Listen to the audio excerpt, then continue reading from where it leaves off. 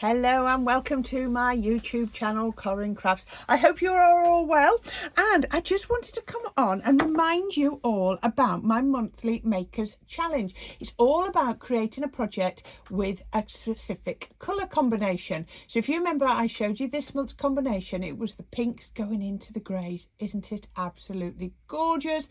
Anyway, I know I got a lot of responses to this when I first launched it, so I just wanted to come on here and give you a little reminder that this is the challenge. Now, this was the original card we made, and I created the colours with my pens on here and a few inks on the back.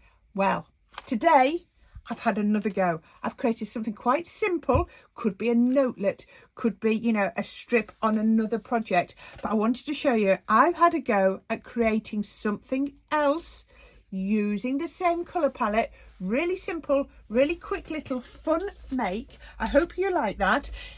Maybe it sparked some more thoughts for you. So whether you're going to do stamping and colouring, ink blending, maybe you're going to do some paper piecing, but please don't forget 2 projects so far using that colour palette, and I can't wait to see yours. So let's see how I made this project. Okay, so let's have a look at how we did this. As I've already said, this is going to be the second project that I've made for the April monthly Makers Challenge. I just wanted to show you maybe a different approach to the original card that I made, whereas on that one I used pens to create the colour combination. This time I'm going to be using my inks, so it's all about that different effect. So I've got a piece of card.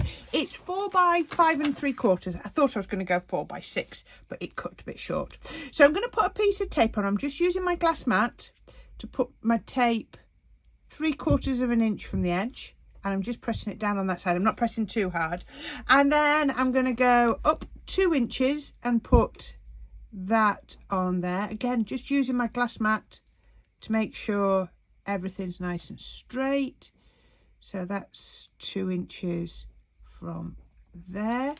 And what I'm actually going to do is I'm going to just get a piece of scrap card and I'm going to slide it under there. Works 2 ways. It protects the card behind there, and it also stops me having too much tape on here, because as we all know, it can rip. So I'm just going to pop it onto a piece of card just to work on, so it just holds it all for me. So what I need to do now is make my colour block there. As I said, these are the stamps we're going to be using. My Julie Hickey hand-picked florals, one of my all-time favourites. So as I said, I'm going to get these colours. So I'm going to sort of use my glass mat as my palette. So I'm going to move those over, and I've got 3 colours in the pink. Now I know there was 2 colours on the pink on the chart, but I didn't have the exact colours. So I'm going to put this pink down, which is very, very pale.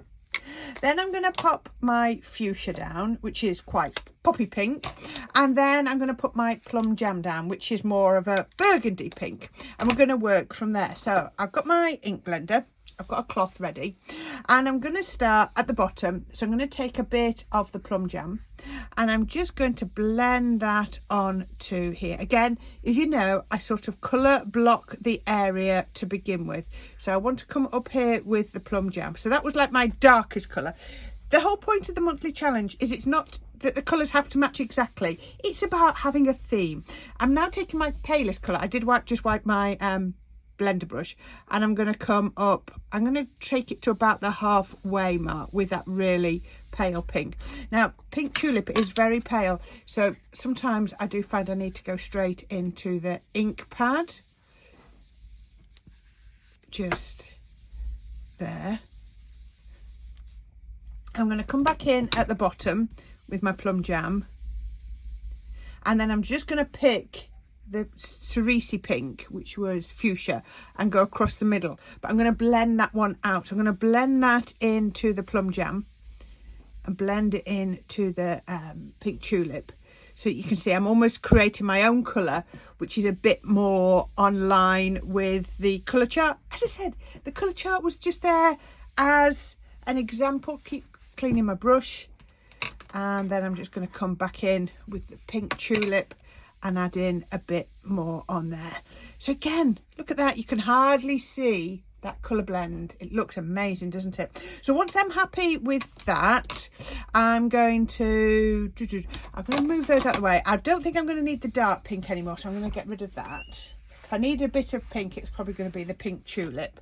So I'm going to come in with my greys. I'm going to actually move it over this way so you can still see, but it's just easier for me. So I've got 3, which I think go in that sort of order: pumice, smoke plume and misty morning. Might swap out misty morning for anthracite. So this one's like my pale pink that you can hardly see it on there. Then I've got this one, which is on lime, but it's a bit more smoky. And then, oh, I've got a nice dark one there. So I'm going to actually work from the other way round on this one. I've got a blending brush. I'm going to get my darkest one. No, I'm not. I'm going to get my palest one. That's what I meant to do. I suddenly forgot what I was doing. So I'm going to get my palest one, and I'm going to start at the top. And I'm just going to work my way down. So that's my paler one. Can you see it on there? Oh yeah, it's showing up. Then I'm going to get my middle colour, which has got quite a lot of, I call it a brown grey, but it matches that colour chart lovely. And then I'm going to get my darker one. Now I don't want too much of that one. I'm just going to get a bit in there.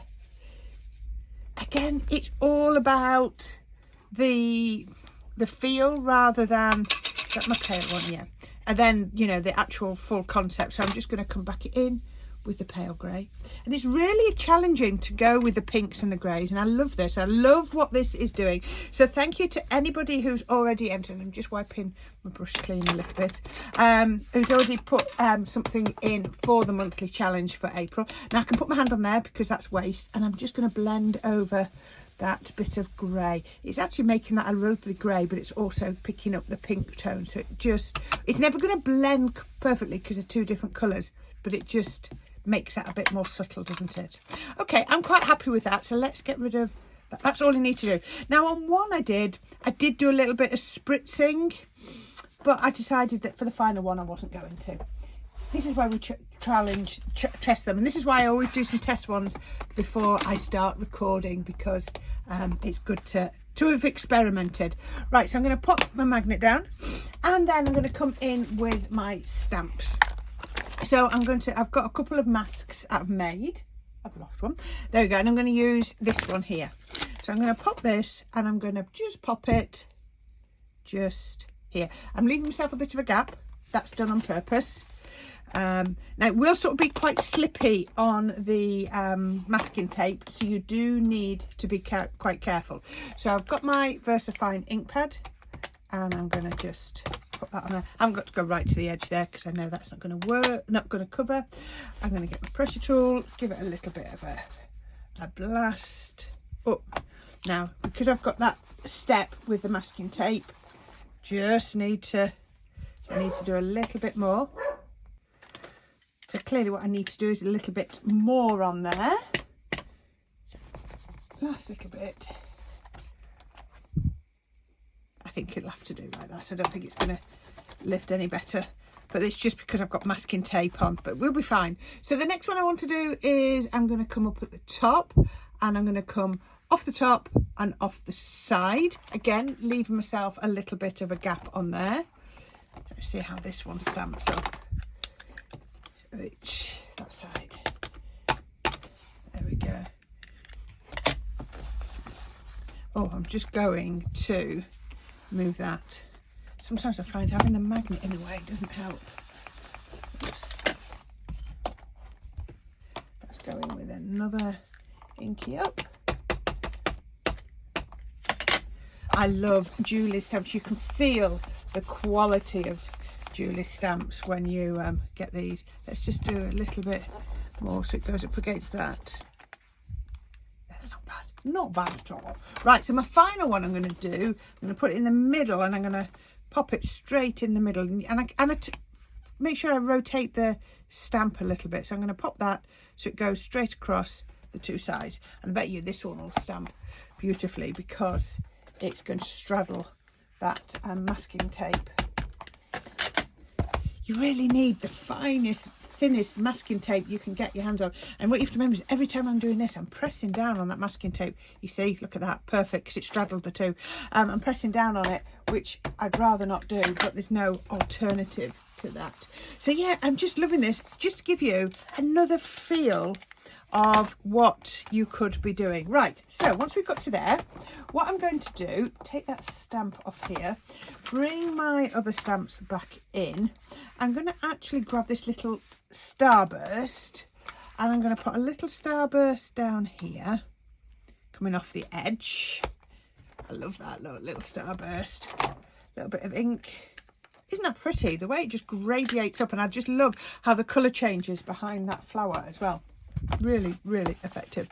A little bit there, and then I can do another one of those. Let's use that gap there, use a little bit more of the starburst, but again, coming off the page. Really works for me. But you can, you know, play around. You'll have different stamps, you'll have different colours, and it work for all of them. There we go, I'm loving that. And then what I want to do is a little bit of masking. So you've seen how we've done this before. We get our masks here, and I'm just going to pop, let me make sure I get the right way around, that's that one. Put the masks on here. Just make sure they stick down. Come on, stick. Don't want to stick very well, but that's fine. So what I'm going to do is I'm going to pop this, just coming across there. So rather than stamp over that flower, what it'll do is it'll just stamp on the cardstock that's left revealed. So I'll show you what I mean. Put that onto there, so it's stamped over the top of the mask, but when I took that off, look, it's as if it's gone behind. Really clever. So let's see if this mask is a little bit happy. I might have to start spritzing my masks because they're not holding very well, which they should do, and I don't know why they're not. There we go. Maybe it's the way I'm cutting them and I'm using my hands to cut them up. Maybe I'm getting greasy marks on. I'll try some different ways. So let's put that one onto there, because all I'm going to do with this is just bring the foliage in just there, and so long as I only stamp once, that should be fine. Let's put a little bit of ink there, a little bit of ink. You see, it protected it in much as I needed it to. That is perfect. Okay, so now I need to really carefully get everything off. So I'm just going to make sure my hands are clean. Just give it a little bit of a wipe, because I know what I'm like. Oh, clean hands really helps. So I'm going to take this. Sometimes I have to change the direction I'm removing the masking tape if it catches. So far so good. You can see I do it at an angle. The more you can. Now can you see on here, look, where my ink went over? If I hadn't to put this sort of sheet of cardstock there, don't worry about it catching there, that's my scrap piece. If I hadn't put this sheet of cardstock there, that would have gone onto the piece that I'm using for my final project, so it really paid off. Let's take this one off too, just while we're at it. Now remember, that ink there will still be wet, so keep your hands well away from it. Now this is what I struggle to find, a masking tape that's thin enough that it doesn't impact my stamping, but thick enough that my ink won't go through. Isn't that gorgeous? I am loving that. Now you could go in and you could put a sentiment on as freestanding sentiment, but I've got just a simple happy birthday sentiment, and I like that across the pink and into the white. So we can pop that onto there, pick that up. Oh, it's going to have to go there now because it's made a mark. I was just checking whether it's straight. I hope it's straight. And then pop that onto there. Give that a bit of a press. And hey ho, like that. There we go. If I pick that up now, you can see, doesn't that look amazing? I am loving that. So pretty. Make sure my hands are still clean. And then we can just basically put it together in our card. So I've already just jumped ahead because this is just about encouraging you to just have another go with my monthly challenge. Pink cardstock, grey cardstock, exactly the same colours as I used on the previous one. And then I've got this, and all I'm doing is, again, just like I did on a previous project, I've got my pen and I'm just colouring in using my brush pen, alcohol pen. That's a little bit dark, so what I actually did was, while that was on, I then just sort of mixed it with a lighter one. Now you do need to give that time to dry, so let's just do a fourth one. Oh, that's far too pale, can't see that. Let's go in with the darker colour, making sure you get right down to the base of the flower, of the gem. I'm just toning it down just a little bit. I don't want it to look black, I still want it to look grey. And then all I would do is grab one, and maybe we can put it on the pink. That looks nice. Let's grab another one and we can put it on the grey. That looks good. And we can get this one. You have to be careful because this one might still be a little bit damp. And I just would pick that one up. Come on, stick into the glass mat, and I'll put it just up there. It dropped, it decided. And this one, because it definitely flew away, that one. And that one can come over here. And that is all I would do to that. And then it's about raising it up. So I'm going to turn that over. I'm going to get some foam tape. My roll's getting lower and lower, isn't it? Let's cut a piece of this off. We can cut a piece off like that. Oops, just throwing that in the bin. One piece. Two piece. I hope everyone's having a go, enjoying the challenge. There was lots of very positive noises when I launched it. So please, please take a moment. Anything goes, absolutely. Maybe it's a scrapbook page. Maybe it's a 3D project. Whatever your bag is, I'd love to see. And then can I do that without any glue on the back? There we go. How about that? Really simple card. I think that's really pretty, but we're still using that same colour blend that we did, I showed you on the original monthly challenge. Something a little bit different. I hope you like that, and I hope it sort of reinvigorated you to have a go at making your own make. So thank you for watching my channel, Corrine Crafts, and again, I'll still put some links down at the bottom for anything that you might find useful, and I can't wait to show you my next project. Don't forget to click to subscribe and to click the notifications bell. Until next time, see you later. Bye.